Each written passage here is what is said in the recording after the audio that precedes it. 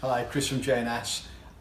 Thinking about long journeys on the bike, we were also thinking, should we give you an idea of what sort of equipment to take with you that can be really handy, just in case, in case of a breakdown, in case of a puncture, that sort of thing.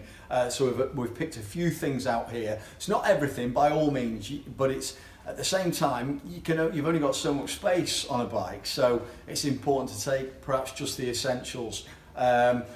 Easy, straightforward things such as if you break down, the vest that I've got on, these fold up really small, but if you're at the side of the road, obviously visibility is really important, so you want to be seen. One of these for you so that if you are moving around, you do stand out from the crowd, as it were. Also, if you do break down, you can also get the triangles, the hazard warning triangles. These fold away quite smallly as well, but then they unpack and can stand up and display like that, but they come in little oblong holders and they can fold away really quite small, so you can take those as well. I know some of these are essentials on the continent, but I would check your individual country before travelling there as to what exactly you need to take.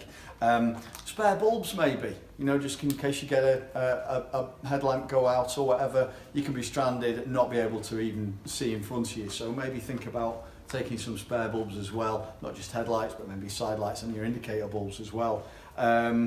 Pretty straightforward tyre repair kits as well. Now we've already done, Adrian's done some tyre repair kit instructional videos just showing you how to do a quick tyre repair, and it's really surprising how easy it is. There's various different ones available, some bigger than others, some come with replacement canisters so you can reinflate the tyre as well, some don't, so there's a few to choose from. Come into any of the stores or go online, you can see which is best for you. Also of course your tyre maintenance kit, just the tyre pressure gauge of course, which is dead easy to carry around, and maybe some of the helpful additions to that, the tools that help you check your tyre pressures. Your phone as well, of course. I know everyone goes everywhere with a phone nowadays, but if you're going to take your phone, it doesn't have to be just in your pocket.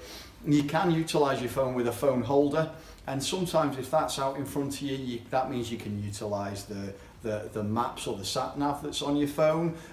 You can have a communicator on the side of your helmet so you can answer calls on your phone or listen to music as well. Personal choice really, depending on what you want to do, but in this modern day and age, technology like that is readily available. But there are various different phone holders such as this one from Kappa, which is brilliant and carries most phones as well, so they're really handy. So that just gives you a bit of an idea of the equipment that you might consider to take with you if you're going on a long journey anywhere. Don't forget to like and subscribe for more information from J&S.